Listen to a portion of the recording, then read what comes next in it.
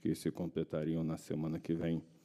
Mas ele tinha uma lesão crônica no tornozelo direito, e desde que ele chegou aqui, ele tinha um osteófito, uma calcificação que gerava dor nele, e a gente tinha programado de fazer essa intervenção cirúrgica no fim do ano, no tornozelo direito.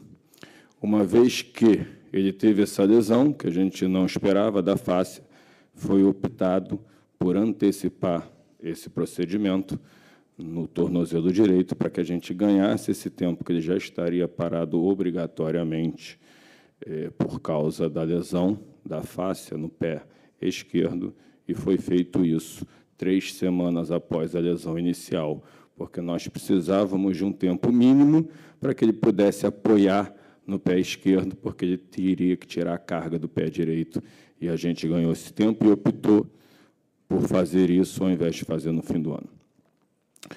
O Davi Luiz, no dia 19 de outubro, no jogo contra o Cruzeiro, ele teve uma entorse grave do tornozelo direito.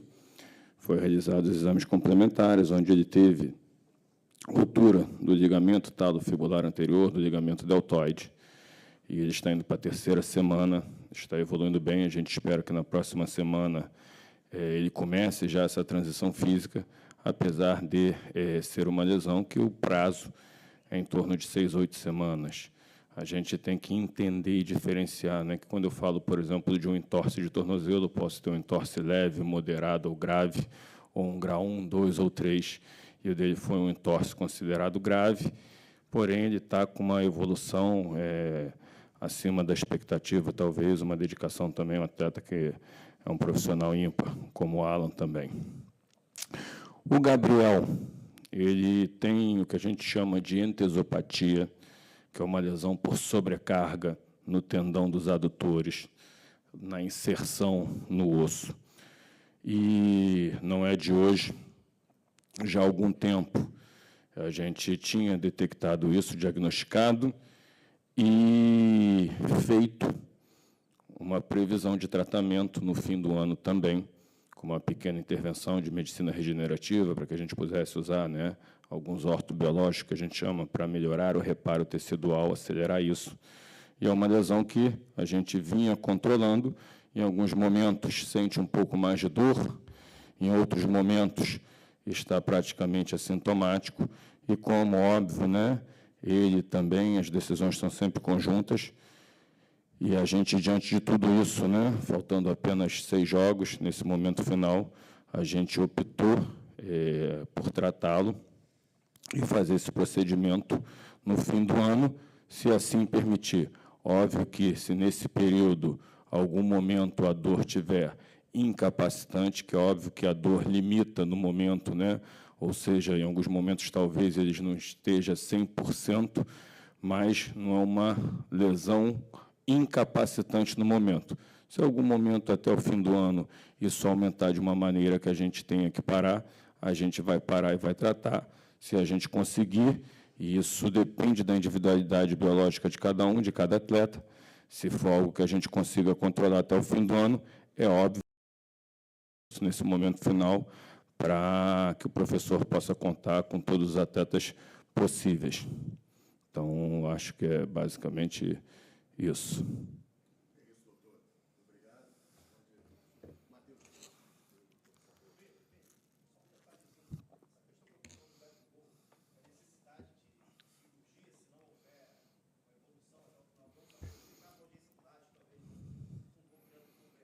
Tá, não é uma lesão cirúrgica, né?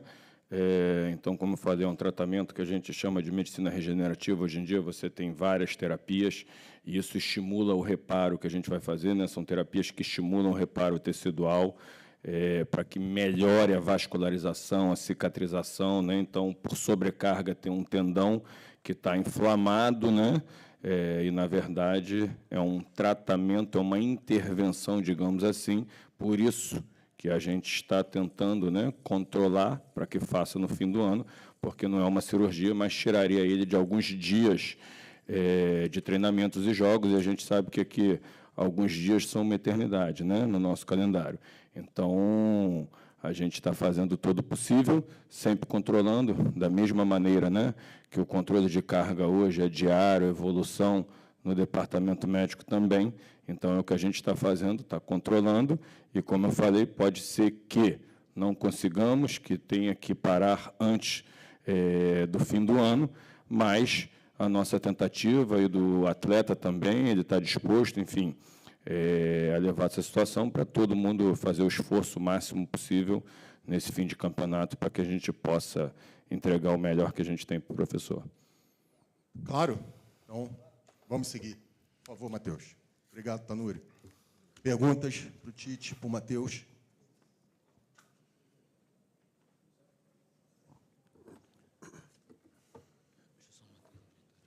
Boa noite, Tite. Boa noite, Matheus. Eric Faria, TV Globo, Sport TV. Tite, hoje a gente viu o Everton Cebolinha, mais uma vez, repetir uma grande atuação. Foi eleito, inclusive, até o craque do jogo na nossa transmissão e tal.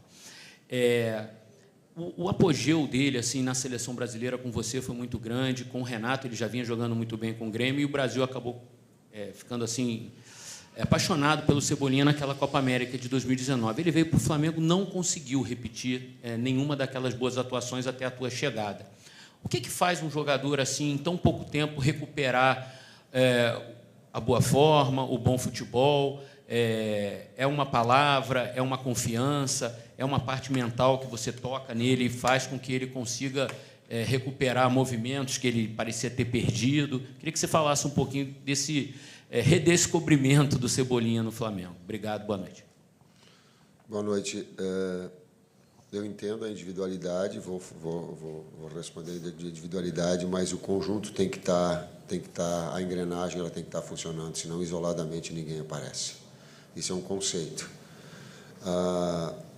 Sobre a individualidade, eu só vou dar um exemplo. Teve um determinado momento que um atleta foi contratado, um atleta que eu dirigi a equipe, e ele foi contratado para jogar na Alemanha. E o diretor disse assim: tu tem um ano para te adaptar. Aí eu olhei para ele e digo, ele disse, tu vai te adaptar, tu tem um ano, em cima do clube, em cima do modelo, em cima das necessidades. Né? A gente tem a necessidade premente de fazer assim, achar que o atleta vai produzir. Ele é um ser humano igual a nós, que precisa, por vezes, de uma naturalidade, que precisa de um tempo de maturidade, que precisa ter uma adaptação numa camisa pesada, uma expectativa alta. Esse contexto humano, ele faz parte. Não é o Tite que faz, é o Flamengo, enquanto instituição, é a torcida que passa o carinho para que ele possa desenvolver o seu melhor. Tite, aqui à sua esquerda, Renan Moura, da Rádio Globo CBN. Sendo bem direto com você, é um resultado que recoloca o Flamengo na briga pelo título, ou você segue com o discurso de continuar lutando pela vaga direta à fase de grupos da Libertadores da América, levando em consideração que o Flamengo permanece fora ainda do G4, na 5ª posição? Ele é a verdade, a minha verdade. É aquilo que nós estamos. Na segunda parte da pergunta tu colocou.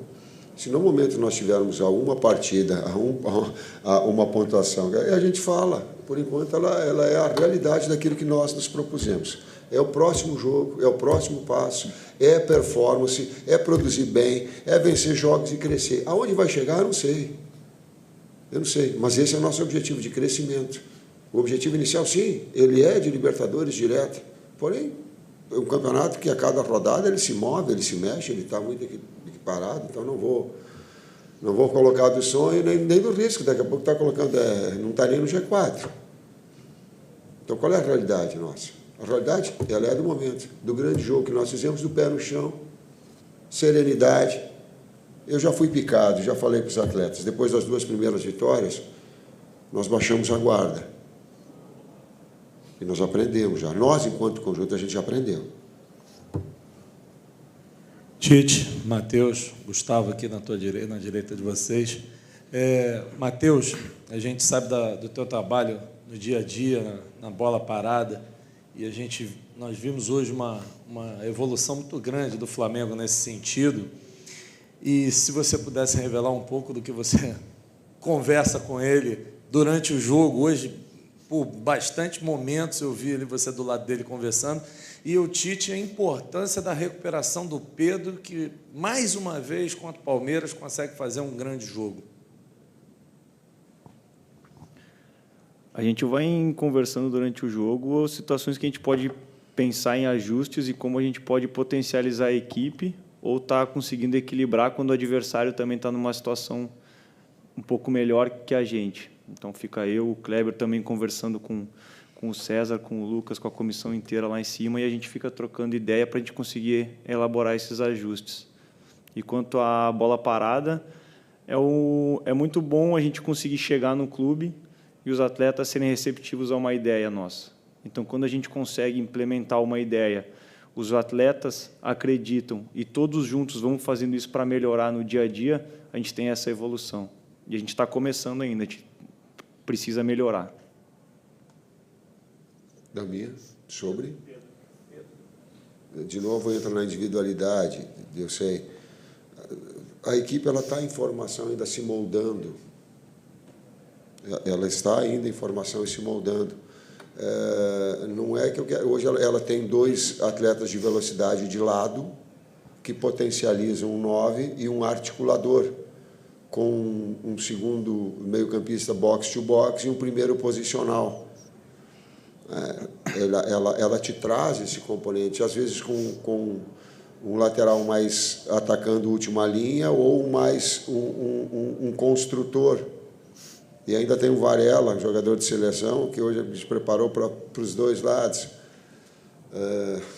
Então, tu vai tendo possibilidades e ajustes para que ele possa também tirar proveito quando tu tem jogadores 2 flechas do lado, né? Tu tem jogadores de articulação por dentro, ele também te possibilita um ponto de equilíbrio.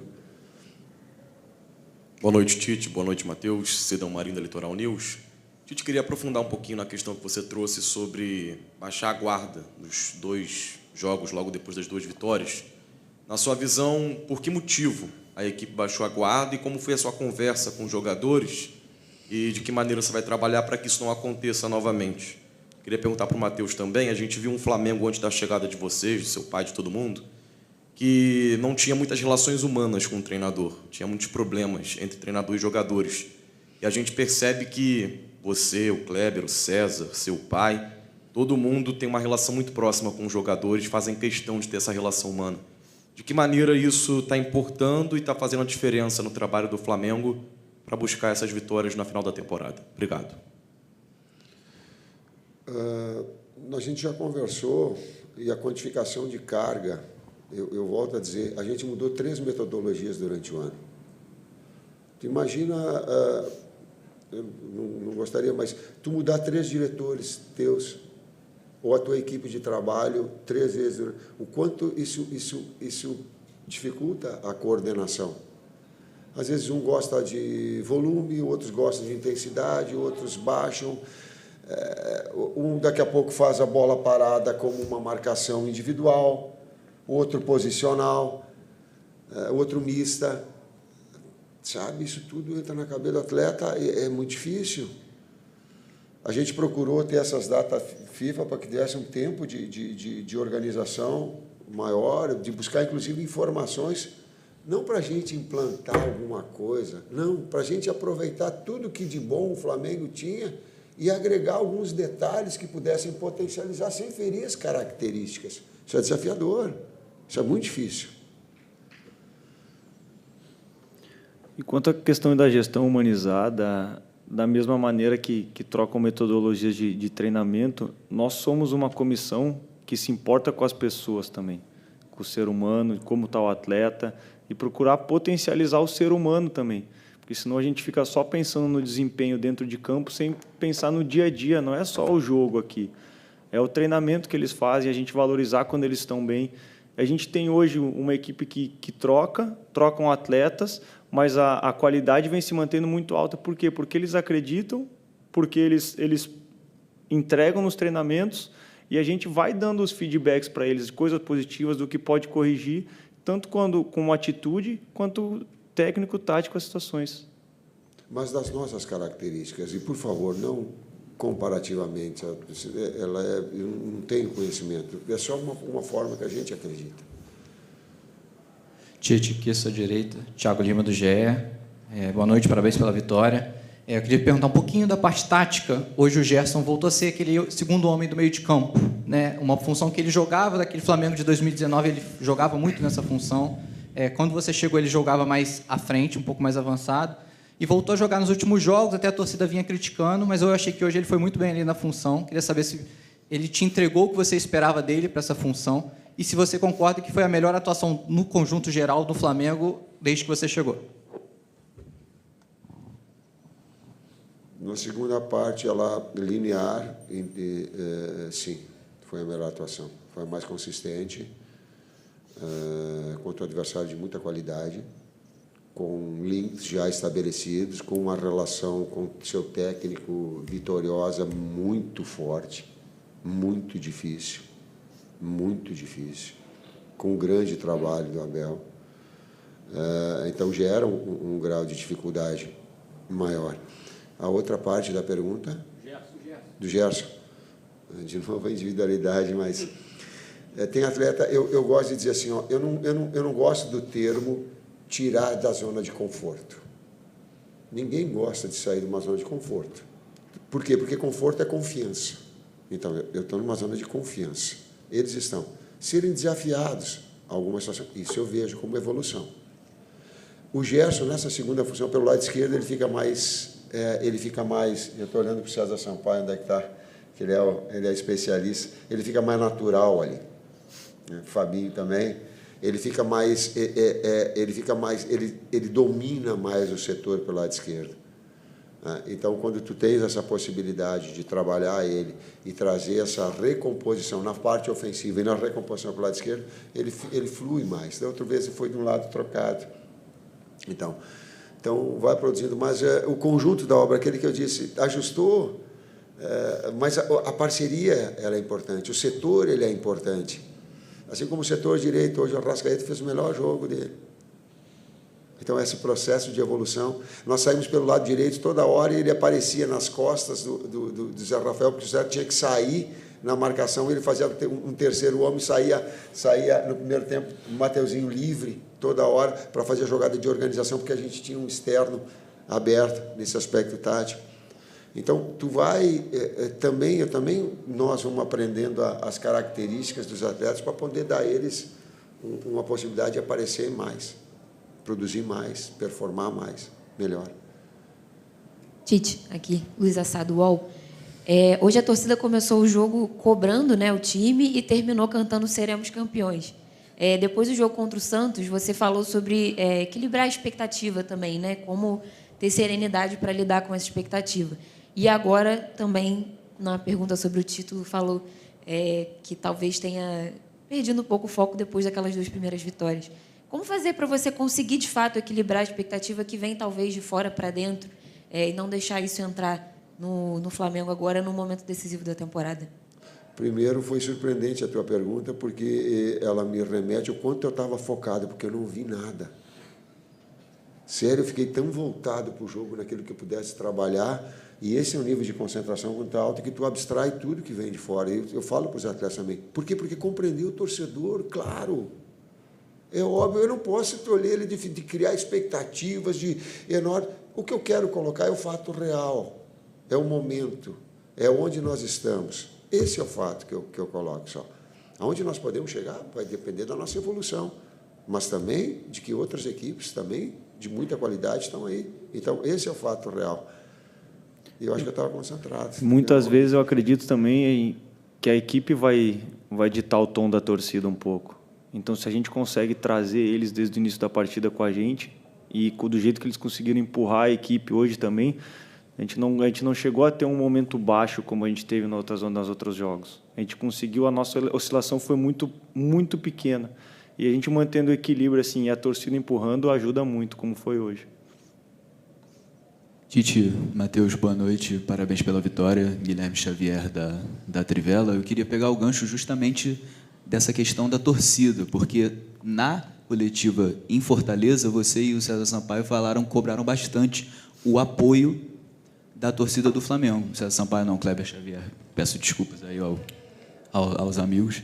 Mas vocês cobraram esse apoio da torcida para o jogo contra o Palmeiras aqui no Maracanã, e a torcida compareceu, fez a festa, apoiou o time. O quão importante é esse resgate da sinergia com a torcida, ainda mais depois de um ano de 2023 tão complicado, e o quão importante é isso para uma reta final em que o Flamengo vai jogar 4 dos seus 6 jogos no Maracanã? Eu não cobrei, eu pedi. Desculpa, eu fiz um pedido para que ela compreendesse os momentos que a posse da equipe ter oscilar. Porque é natural, uma equipe está ainda em reformulação. Ela tem um esqueleto, mas ela está em reformulação. Com atletas, por vezes, sem a sua melhor da sua condição. Eu reitero aqui em relação ao Gabi. O Gabi vem com um problema, mas nós precisamos ir se colocando à disposição, sabe? Dando a sua parcela de contribuição, assim como todos, a gente ter essa doação um pouco. Porque atleta de alto nível, a gente nunca viu o atleta de alto nível sem dor. Está sempre superando algumas adversidades. E hoje, obrigado para a torcida. Muito obrigado. O carinho com que ela trouxe e o atleta precisa, porque às vezes não é a hora que ele acerta. Ele precisa do carinho na hora que ele erra. E ela trouxe esse comportamento. E vão precisar sábado de novo, da torcida em peso ajudando a gente. As últimas 2. Tite Matheus, boa noite. Isaac Andrade, do Flavoz. Tite, neste pouco tempo, né, de trabalho teu, da tua equipe, a gente já vê uma evolução técnica e tática. Mas também tem um pilar, que é a questão emocional. A gente falou muito da questão da humanização, da relação com os atletas. Além de jornalista, eu também tenho uma formação em psicanálise clínica, e uma coisa que eu percebi hoje, que corroborou para que esses fatores se potencializassem no jogo, foi a questão da motivação, da entrada, do brilho nos olhos. Os atletas entraram e se doaram de corpo e alma, como há muito tempo a torcida não via. E isso tem a ver com a questão da torcida responder também. Como é que você trabalha, vocês, a equipe, trabalham para manter essa questão do psiquê? A gente sabe que o atleta não desaprende de jogar futebol, né? Ou ele tem alguma questão física por conta da idade, ou alguma lesão física por conta de alguma coisa que aconteceu no decorrer. Mas também tem as lesões psíquicas, né? Os traumas, as questões que acontecem no dia a dia. Como é a tua tratativa da saúde mental dos atletas, motivando para que eles possam jogar como jogaram hoje e permanecerem assim, até possivelmente ganhar um campeonato? Eu vou te dar um exemplo prático do que aconteceu. Eu individualmente errei no gol contra o Santos, porque eu fui reposicionar os atletas, e quem pode ver o vídeo, na bola parada. E eu comecei a trazer para trás um posicionamento que ele era mais central. Deu rebote, e aquele posicionamento que ele era de pressão, ele não deu porque alongou a marcação. Vou te dizer do fato, eu interferi de forma errada. E quando nós nos reunimos, eu falei, Bruno, o teu técnico errou. Por que eu estou falando isso? Porque se eu quiser um atleta que ele seja perfeito, se eles quiserem um técnico que seja perfeito, vamos fazer outra atividade. Eu quero que nós tenhamos uma relação de confiança para falar do acerto e do erro. Assumir e não ser herói ou vilão. Não ser culpado, em cima de uma marca extraordinária, de peso muito grande. Mas saber que nós somos todos responsáveis, mas ninguém é culpado de nada. Isso deixa um pouco mais. E aí a mensagem que eu tentei passar, e essa foi, se o técnico fala isso, poxa, eu também vou errar. Mas também vai ter uma equipe de trabalho que ela possa sustentar esse erro. Futebol, ele é assim. A vida é assim. Gente, última pergunta aqui. Em espanhol, vai falar devagar. Buenas noches a ambos. Profesor, le quería preguntar individualmente por Eric Pulgar. Quería consultarle cómo lo ha visto en estas primeras semanas de trabajo y particularmente cómo lo vio hoy contra Palmeiras. Joga muito. Joga muito. Ou box to box ou posicional, pode escolher. Pronto. É isso? É isso? A qualidade técnica que tem, tu pode usar nas duas funções, aqui ser sintético. Se tu quer um jogador mais posicional, ele te dá para jogar com um jogador pelo lado, certo? Se tu quer um jogador para liberar ele, para fazer box-to-box, ele vai fazer porque ele tem qualidade técnica individual. Ele tem muita qualidade de passe. Se pegar o gol contra o Fortaleza do Pedro, ele está participando de uma ação ofensiva, ele abre a perna, numa jogada que o Felipe Luiz toca no gol do Pedro. Então ele tem... Capacidade de entendimento de jogo é muito grande, ofensivamente e defensivamente. Ele consegue fazer as leituras, além da qualidade do passe, o passe do gol e hoje para o Pedro, fazendo a leitura no momento certo, na hora exata. Essa resposta quem tinha que dar era o César Sampaio, não, nem eu, não, Matheus. É isso, gente. Obrigado a todos, boa noite, até sábado.